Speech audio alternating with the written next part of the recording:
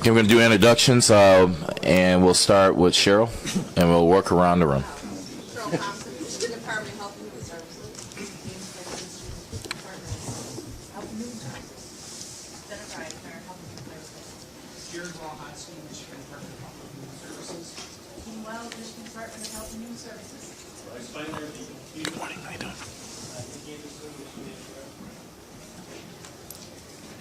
Mark Edwards, Virginia Tech.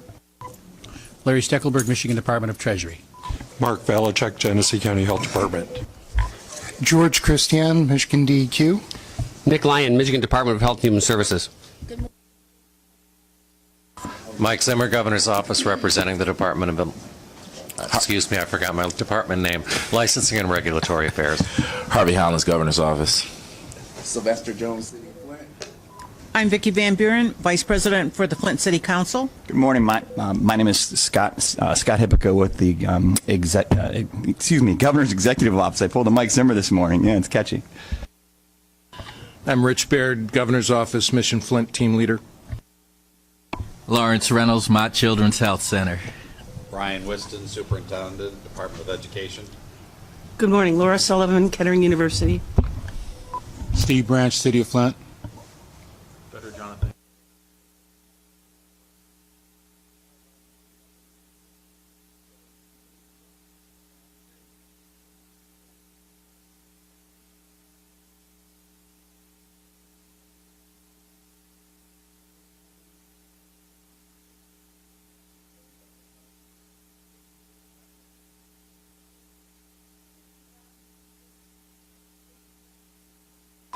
Well, good morning, everyone. We have an agenda that we've been working up to in terms of taking a vote on the Flint Water Advisory Task Force. The votes and the discussion on this issue will be only for the committee, members of the committee. I know there are a couple of you sitting around the table who are not officially part of the committee, so don't take offense if we don't really entertain those discussions. And with that, I'll just have an update from the city. Mr. Jones. Good morning, everyone. So just want to say on behalf of the mayor that it's been a very busy week, a busy month, and lots to report on. So earlier this week, we had what we believe to be a very productive meeting with both EPA and DEQ. We think what came out of that meeting is the need to have more dialogue, the need to talk on a more frequent basis about differences and about approaches and about process. And so we're looking forward to continuing those meetings. Bob Kaplan was able to come in for the meeting, as well as Keith Cray, Rich Baird, and a number of others. So very productive meeting on Tuesday. Some of you may know that as a result of the EPA order that the city of Flint is participating in weekly technical meetings on Wednesday. And for a long time, Jolisa McDay was almost the only person that was representing the city of Flint. And so as a result of being on those calls for the last month, it was decided that we needed to add to our team on the technical calls.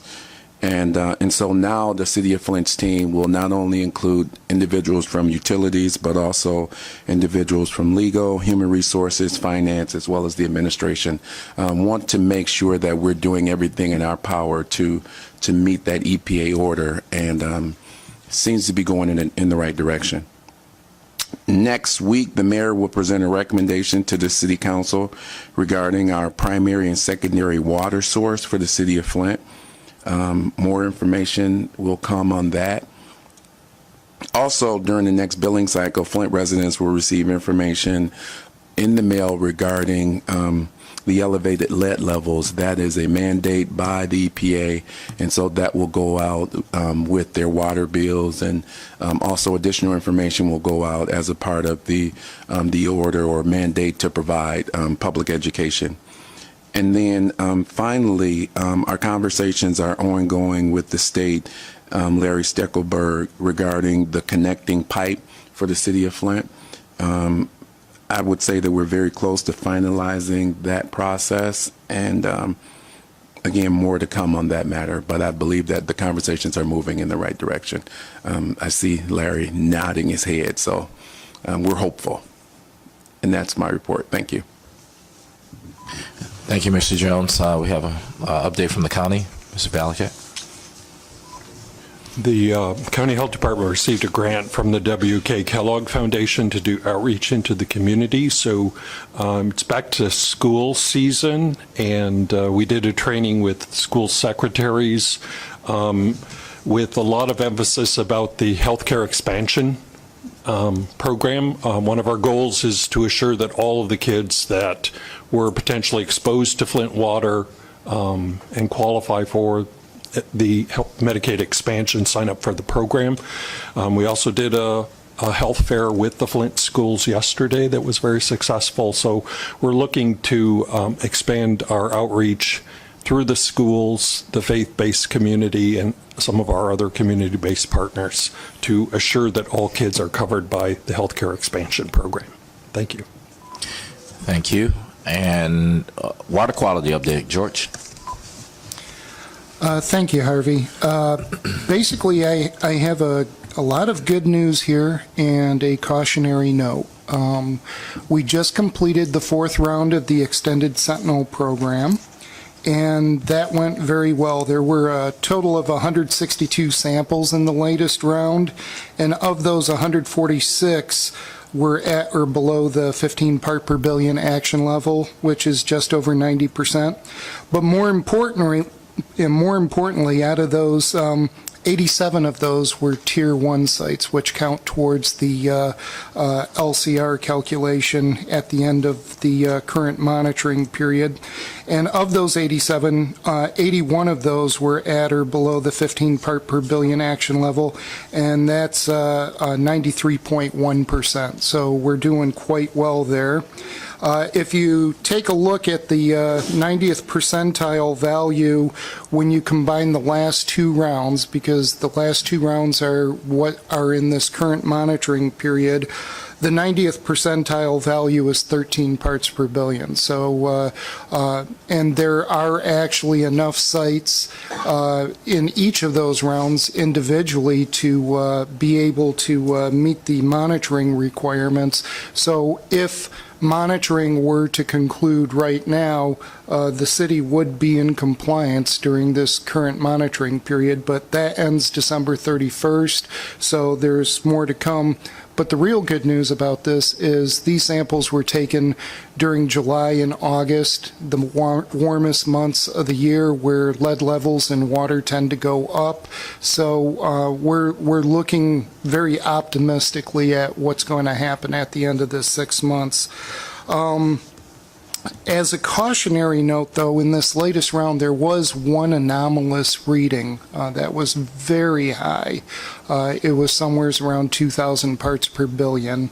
And so this just underscores the fact that although the system is improving and improving very significantly, we want to make sure that residents continue the use of filters. And it also underscores the need for residents to resume normal water usage patterns, because if we don't get the water flowing through the pipes, it's just going to make it so that it'll take longer and longer for these pipes to heal. So I want to encourage people first to make sure they're using their filters, and second, to resume their normal water usage patterns. Last week we had a data summit between EPA, Virginia Tech, the DEQ, and the city and some others to discuss the data so far. And the general consensus was the system is continuing to improve. There's a lot of reason to be optimistic, but everybody emphasized the cautionary notes that I just discussed right here. And fortunately, Mark Edwards is here with us today, so at this point, I'm going to kick it over to him so that he can comment. Yes, I think a consensus that's emerging on the basis of very extensive monitoring data that's being collected in Chicago, Philadelphia, other cities as well as Flint, is that anomalous results are normal. these spikes of lead in the 1,000 to 5,000 range, they are occurring in every city. They have to be expected, and the reality is, as long as we have lead pipes and lead solder, and they're getting older and they're falling apart more, these pieces of lead are falling into people's drinking water all over the United States. And if you look hard enough, you will find them. So I think that's very important to keep in mind as we go forward. These anomalous results, if we went back to that house and resampled, it's quite likely the next 5 samples we'd get were, below 5 parts per billion. And if we took another 100 samples, we might find another sample over 5,000. But anomalous is normal. That's what's setting in. That was EPA's message as well as ours at Virginia Tech, that again, as long as you have these lead pipes, lead solder, you cannot be sure that your water is safe, that it's even meeting the action level at a given. Any questions? Dr. Sullivan? Could I change that word normal to say that they're typical of distribution systems that have lead pipes and lead solder, but maybe normal would be a word that suggests it's okay, and instead we say until we get rid of lead pipes and lead solder, we're going to see that's typical. Absolutely. So everyone agrees this is unacceptable, to be unable to go to your tap and collect water where you run the risk of getting a lead chunk in there that's, if you drank, it's equivalent to eating a couple of lead paint chips. Now the filters stop this problem, eliminate this problem completely, and that's something we're going to see increasingly used around the country. But the old idea that if your city's meeting the action level and you just go and flush your tap 10 seconds and everything's okay, that information is outdated. It's flat out wrong. Doesn't apply in Flint. Will never apply in Flint until we get rid of all the lead solder and lead pipes. And it doesn't apply to any other city in the United States either. Dr. Reynolds? Yes. The Medical Society has continued to advise pregnant women and children under 6 not to drink water or to use bottled water, to be more precise, because of the vagaries in the distribution system, construction, and other things that sometimes there's a significant lag in reporting. So that has been our position and will be our position until we can get some real clarity on the stability of the water system, not just sampling techniques. Any other comments? All right, thanks, George. Thanks, Dr. Edwards. We have a Flint dashboard update. Colonel Hippica. Yes, good morning, everybody. So just a quick update for you. Did you just call me God? No, I said no, thank you. I said I have an update for you. Whatever. Thanks, Harvey. So 2 updates, one on the Flint Action Tracker website, which is the transparency tool between the city and the state to demonstrate all the actions and outcomes. At this point, we're continuing to move that forward. Had a very good meeting with the Mayor's Flint Water Response Team this week on Monday, where we provided a demo of that. That group has given us some really good items for consideration to modify and improve the website, so we're continuing to work through that process and taking that feedback. That will push back the rollout, just predicated on meeting with some of the individual groups that are associated with that team. But certainly value added in getting a lot of eyes on the website prior to rolling it out to make sure that it's going to be the most value added tool we can provide to the residents of Flint. So we're targeting still the end of the month, but that may change. Next item then, just regarding the overall tasks that we track every week. We have 3 items that are off track at this time. 2 of them are related to the long-term water source, which Mr. Jones already made reference to in his opening comments, and the process that the city is going through to revisit that discussion. And then the third item is associated with just the 3 charter schools for the child and adolescent health centers. This is a DHHS initiative in partnership with Flint Community Schools, and so they've identified 2 schools at this time, and it's just pending a decision on a third school. Subject to anyone's questions, that concludes my update, Harvey. You have any questions for Colonel Hippica? Okay, well, we're going to move into the vote now. The vote's going to be conducted by Mike Zimmer, but just as a backgrounder, when the crisis took hold, the governor called an independent group that was titled the Flint Water Advisory Task Force, and that group had 5 individuals on it, of which one is sitting with us and who's been a member of this committee, Dr. Reynolds. They put forth recommendations to the departments in the state, to the county, and to the city. The Flint Water Interagency Coordinating Committee, which is this committee, was created by an executive order, and one of the charges in that executive order is that we would respond to the task force recommendations. And so we took some time and we did that, and the committees have done their work, and now we're at a point where we would like to move those responses forward so that we can send that information to the governor and conclude that particular piece of the requirement under the charge in the executive order. So that's the background, and with that, Mike, the floor is yours. Sure. Thank you.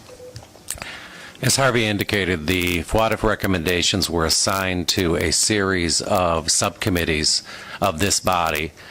Many of you participated in multiple subcommittees. I thank you all for all your work. My intent is to go through these by subcommittee. There's essentially 8 different either subcommittees or specific groups that were responsible for the recommendations. You've all had them for several weeks. I know that the last meeting, Harvey invited people to share their comments and suggestions.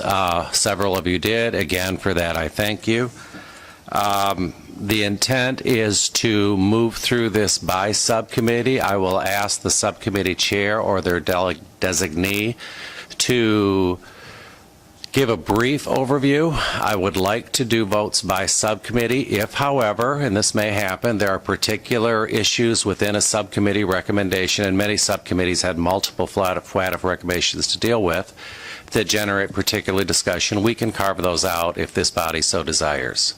So with sort of that ground rules in play, Harvey, I think we're going to start with you. There were 2 FWICC recommendations that were assigned to the Communications Subcommittee. Let's try those first. Okay, first, recommendation number 33 basically essentially says that the FWICC will have adequate resources to engage supporting subcommittees for delivery of the public health and water system services.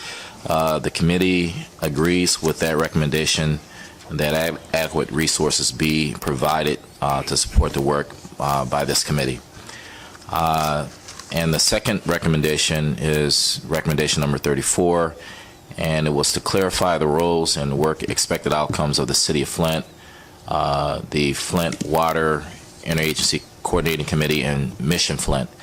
And you can correct me if I'm wrong, Dr. Reynolds, the intent behind that was that as we were creating a response, that the advisory task force felt that we needed to define how we're operating so we didn't trip over each other or duplicate effort. And so what you have there is a chart or a spreadsheet of sorts on the back, a table on the back of that's below that recommendation that spells out the roles, work, and expected outcomes of the 3 entities at issue. And with that, take a motion to approve. Yep. Yes, Brian. A motion to approve. Is there a second? A second. Any discussion? Stacy, could you call? Yes. Oh, I'm sorry. Larry. Ultimately, the task force was looking for a timeline too, and that has yet to be developed. A timeline on for completion of these tasks.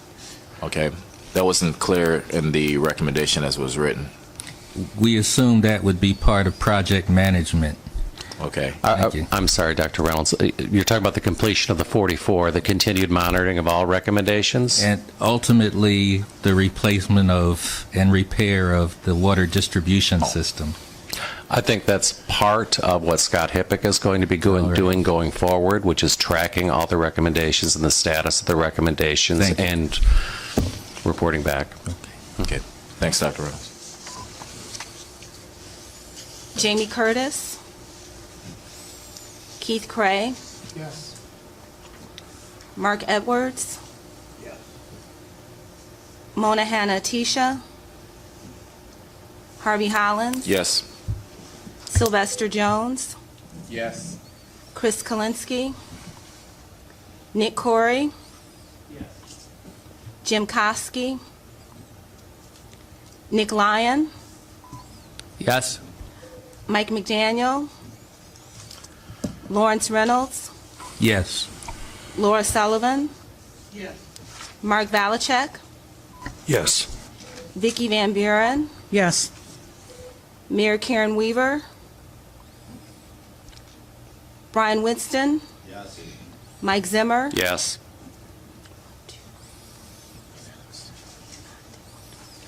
Twelve yeas. Thank you all. I'd like to next move to the water quality policy subcommittee, and I think Bryce Feiner is going to lead this discussion. Thank you. So the Water Quality Subcommittee had two recommendations, number 1 and number 5. Number 1 has to do with implementing a cultural change program within the DEQ, particularly in the drinking water program. And the response is that the subcommittee agrees with that recommendation. A two-pronged approach primarily. Number 1 is leadership change. If we're going to change the culture of an organization, we need to change the leadership. And as you all know, we have a new director. You may not know that we have a new deputy director, Bob Wagner. We have a new division chief in the drinking water program. That happens to be me. And so we've made a number of leadership changes, and part of their emphasis will be, a major part of my emphasis particularly, is engaging with staff regarding the cultural issues that contributed to this event. And part of that engagement is not only to engage staff, but for me to engage many of you. For example, Dr. Edwards has already agreed to come in and talk to my staff. And we want to engage a number of members of the FWICC and the governor's office and the city so that we can have some face-to-face conversations, because that's the only way healing occurs, that's the only way culture changes. And so that's a primary emphasis of mine within the division. Also, another prong of that response is dealing more directly and more routinely and more intently with our public health agency friends. Many of you know that we have a memorandum of understanding in place now, which has to do with data sharing and information sharing. And from my perspective, that's working well, though we're still developing that. We are already, for example, sharing high lead results with our DHHS friends. But we're actually meeting again next week to try to refine that system a little more. But those are the two major issues. And I should also mention that responding to this item, number 1, is also closely related to the training and apprenticeship response to number 2, which we'll get to when we get to the next subcommittee. So that's our 1 and our response from the subcommittee. Number 5, which is on your page 4, has to do with reviewing the lead copper rule and conveying those lessons learned. Actually, the lead subcommittee is the policy subcommittee for that one, but we also had some shared responsibility because we have a number of folks on the water quality subcommittee that have expertise in that area. But the bottom line is the subcommittee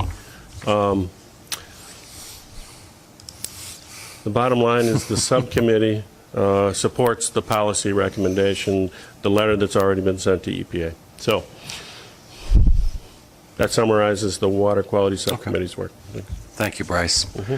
Any discussion? Is there a motion to approve? Thank you. Second? Second. Please take the vote. Jamie Curtis. Keith Cray. Yes. Mark Edwards. Yes. Dr. Monahan Atisha. Harvey Hollins. Yes. Sylvester Jones. Yes. Chris Kalinsky.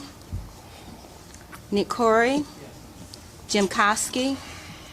Nick Lyon. Yes. Mike McDaniel. Dr. Lawrence Reynolds. Dr. Laura Sullivan. Mark Valachek. Yes. Vicki Van Buren. Yes. Mayor Karen Weaver. Brian Winston. Yes. Mike Zimmer. Yes. 12 yeas. Thank you. Thank you all. We're going to next move to the Water Infrastructure Subcommittee. Again, Bryce, I will call on you to give an overview. Okay, so we had 3 recommendations to respond to, number 2, 41, and 43. Number 2, on your page 2, the response to that really is closely connected with our response to our number 1. But that recommendation is that we needed to develop a training and apprenticeship program for DEQ staff, particularly the hands-on component, so that we had a real-world experience operating water systems. And we agreed, the subcommittee agreed with that, and I'm pleased to report that this very week, actually, Sylvester already reported on that in his report, that we have hammered out most of the details of that program, training program, that is going to be in concert with the city's training program. And so the details are on your handout there, but we agree with that recommendation. Number 41, which is on page 14, the recommendation is that we needed to develop a model-led service line replacement program, and the subcommittee worked with the city, first of all, on their Fast Start program, and took the elements of the program as a basis for this model program that you have on your information, and then we tweaked it a little bit. And so it emphasizes education, follow-up sampling, obviously safety of providing safe drinking water during the course of construction and replacement. So you have those details before you. And then number 43, the recommendation was to use the occasion of this Flint water crisis to emphasize the need for infrastructure improvements across the state. And toward that end, the subcommittee agreed and is working already to plan a Flint Water Infrastructure Summit.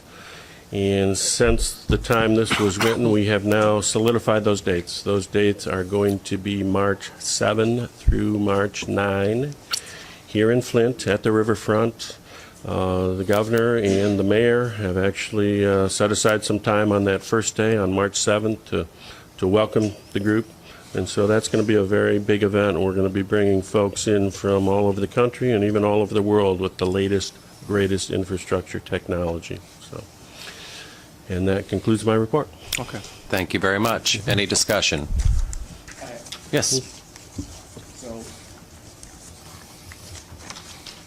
certainly I appreciate the work. Certainly I appreciate the work that has happened on this recommendation, and I'm referring specifically to recommendation number 41. The issue for me at this point in this is really related to the funding that has come to the city of Flint, not specifically for lead line replacement, but no funding has come to support administering the RFP and those things. And so as a result of that, it has created some hardship for the city of Flint in that there is no reimbursement for staff to run the RFP, staff to do any of the things related to that.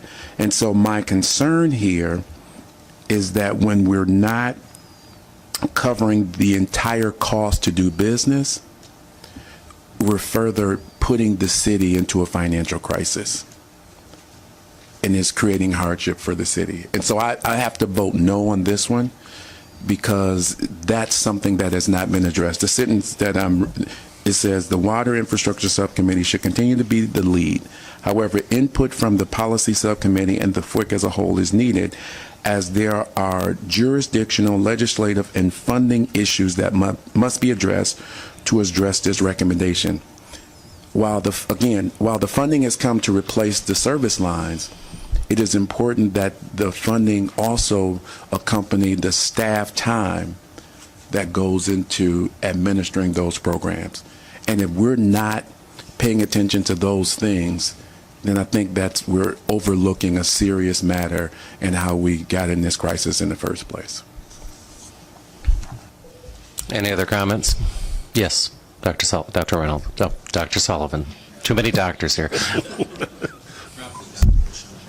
Is it possible in this forum to amend the recommendation to include that? Mm-hmm. If you can get support for the amendment, yes, ma'am. Well, we don't know what the amendment is yet. Sylvester, would you like to suggest wording to amend this recommendation that would accommodate your need? I'm not prepared to, and I really appreciate Dr. Sullivan. I'm not prepared to do that. I will say that just for starters today, it is important that funding be directed to the city of Flint that will support administering the RFP. And that's not only the staffing in the purchasing department, but also all the other areas in City Hall that touch this work, from financing to, just all of us are involved in this, and there's nothing coming back to the city of Flint in the way of funding to offset the costs that are really going into this. And I've said this from the beginning, that in addition to responding or addressing this crisis, we're also trying to run a city that was already in a financial crisis that put us in this position. So when we're ignoring the need for funding to support those efforts, I think we're ignoring a really serious matter. And my concern continues to be how much of, while we're recovering and we appreciate all the help, are we in fact pushing the city into another crisis? Yes, ma'am. Okay, I'd like to take a stab at it.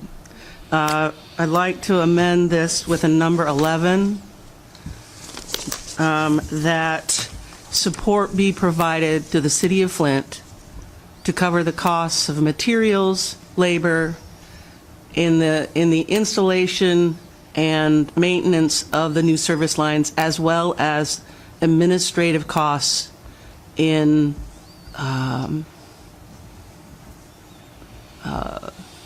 administrative costs necessary to complete the service line replacements.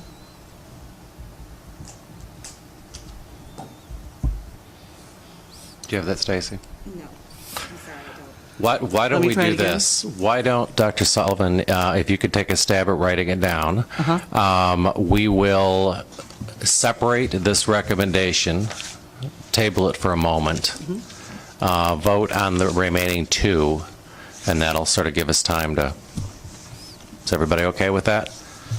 Okay, so what we're talking, and that is recommendation. Mr. Zimmer, could I ask another Yes. question? Once we vote on everything and approve everything, is there an opportunity to make any type of amendments on any other areas if needed? FWICC will remain a body, but the purpose of the votes, remember, we are making recommendations to the governor based on the FWATF recommendations. So once we vote, those recommendations will be made. If there's other recommendations in other areas that are not directly related to FWATF recommendations, absolutely.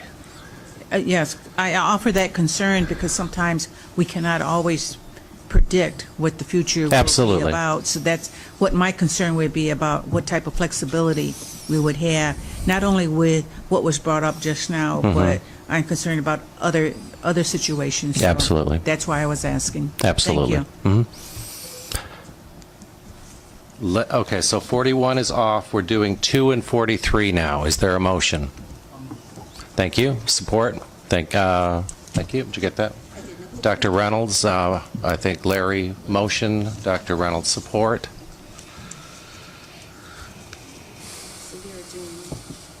Two and 43.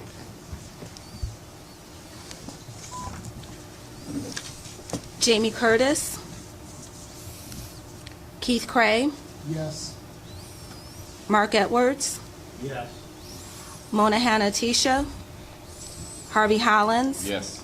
Sylvester Jones. No. Chris Kalinsky. Nick Corey. Jim Koski. Nick Lyon. Yes. Mike McDaniel. Lawrence Reynolds. Yes. Laura Sullivan. Yes. Mark Valachek. Yes. Vicky Van Buren. Yes. Mayor Karen Weaver. Brian Winston. Yes. Mike Zimmer. Yes. 11 yeas, 1 nay. And that's for 42 and 43. No, 2 and 43. 2 and 43. 2 I'm sorry, and 2 and 43. Thank you. And Dr. Sullivan, if we need a few more minutes, we can go to the KWA first. Okay. We're going to now move on to the KWA Policy Subcommittee. Larry Stuckelberg, if you could give a brief overview. Sure. Recommendation number 4, FWADF recommendation number 4 was that there be oversight of a conversion from DWSD to KWA delivered water. This is somewhat commingled, I think, with the infrastructure subcommittee. We did do a sizable amount of work earlier this year on looking at the background on the finances to convert to KWA. We've looked at the cost drivers of the water system as part of this work. And now as we get ready to do, as Mr. Jones indicated, the connector line and other activity working with the city on finance issues, et cetera, because of that commingling, the recommendation in July was that the KWA subcommittee's work in this area be folded into the infrastructure subcommittee, and the FWICC agreed with that. But this recommendation is, in fact, that we continue to work with the DEQ and other interested parties as the system improvements, other connections, other activities happen to make sure that, one, we're helping in any way we can with the finance side, that the state is assisting in that, as well as the quality water issues, which those other subcommittees, the DEQ and the EPA, oversee. Recommendation 39 was a recommendation of a review of the KWA. It was described as an investigative review of the development and approval of KWA. We recommended that this is outside the scope of the FWICC, that if such a analysis is done, I don't have a specific recommendation of who should do it, but that the KWA subcommittee was focused on water quality, system improvement, and the financing thereof. And so we have basically indicated that it really was outside the scope of our subcommittee. Okay. Comments or discussion? Do we have a motion? Oh, a lot of motions. I'm sorry, I do have questions and comment regarding this. So, response for number 39. The KWA subcommittee is focused on the examination of water rates and the necessary assistance to ensure a quality water supply for the city of Flint, and did complete an investigation to the city's current commitment to KWA. Any other action is outside the scope and authority of FWICC. And so there's still lots of questions for me around water rates. I think I expressed this on a number of occasions that the RAFTIAS report shows that Flint has, one of the highest water rates in the country. And as we think about the $7 million a year commitment that Flint will have for KWA and passing that on to residents, that's a serious concern for me. In addition to that, when we think about the secondary water source and the real likelihood that there could be additional costs associated with that, still a huge concern for me. The $7 million doesn't include the commodity, a concern, doesn't include the maintaining and operating the water treatment plant. Huge concern for me. So when you think about all of those things and how those things will ultimately result in a rate that will go out to Flint customers, I have serious concerns about this.